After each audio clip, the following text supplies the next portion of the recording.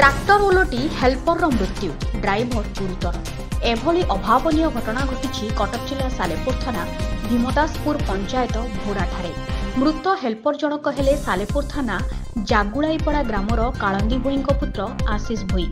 मृत आशीष भोई और गुरुतर ड्राइवर को सालेपुर मेडिकल को अणा सेठारे डाक्टर आशीष भोई को मृत घोषणा करथिले। घटनास्थल में सालेपुर पुलिस पहुंची मृत आशीष भोई को शव को जबत करने सह व्यवच्छेद पाई कटक पठाई तदंत आरंभ करथिबा सूचना मिली। घटनास्थल में पुलिस पहुंची ट्रैक्टर को जबत करी कागजपत्र ठीक अच्छी कि नहीं तार जांच करुवा सूचना मिली। ट्रैक्टर मालिक माने ट्रैक्टर रे नाबालक मानकु हेल्पर काम नियोजित करुवा देखा मिली। सालेपुर पुलिस जदि ट्रैक्टर कागजपत्र जांच करने सह ड्राइवर लाइसेंस जांच करें प्रकृत घटनार सत्यासत्य सामना को आसंता।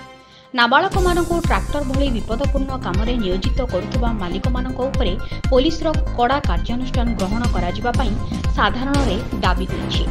दीपक कुमार सड़की को रिपोर्ट LNTV। नुआ नुआ खबर जानिबा पई आमो LNTV को लाइक शेयर और सब्सक्राइब करंतु। LNTV स्वर आपणंकर।